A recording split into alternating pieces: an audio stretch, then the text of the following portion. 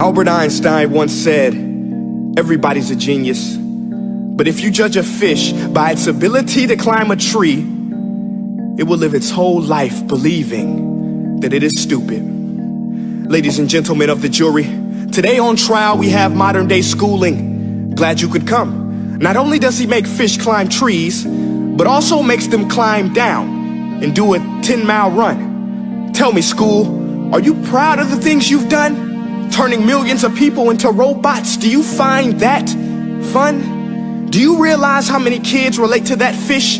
Swimming upstream in class, never finding their gifts, thinking they are stupid, believing they are useless? Well, the time has come, no more excuses. I call school to the stand and accuse him of killing creativity, individuality, and being intellectually abusive.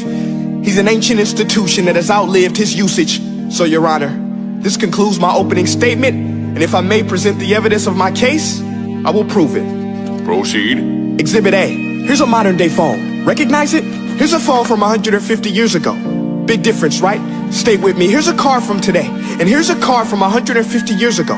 Big difference, right? Well, get this. Here's a classroom of today, and here's a class we used 150 years ago. Now ain't that a shame? In literally more than a century, nothing has changed. Yet you claim to prepare students for the future? But with evidence like that, I must ask, do you prepare students for the future or the past?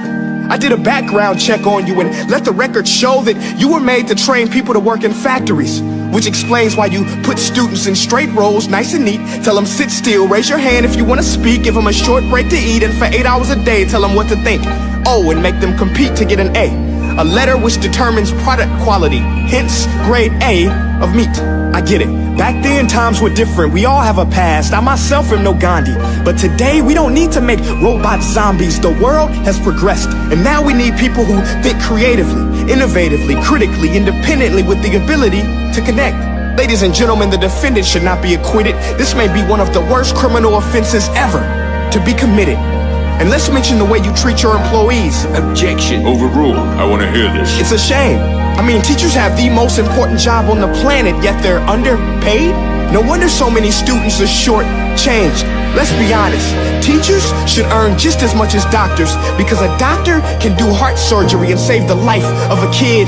But a great teacher can reach the heart of that kid and allow him to truly live. See, teachers are heroes that often get blamed, but they're not the problem. They work in a system without many options or rights. Curriculums are created by policymakers, most of which have never taught a day in their life. Just obsessed with standardized tests. They think bubbling in a multiple choice question will determine success. That's outlandish. In fact, these tests are too cruel to be used and should be abandoned, but don't take my word for it. Take Frederick J. Kelly, the man who invented standardized testing, who said, and I quote, "These tests are too cruel to be used and should be abandoned." Ladies and gentlemen of the jury, if we continue down this road, the results will be lethal. I don't have much faith in school, but I do have faith in people. And if we can customize healthcare, cars, and Facebook pages, then it is our duty to do the same for education, to upgrade it, change it, do away with school spirit, because that's useless.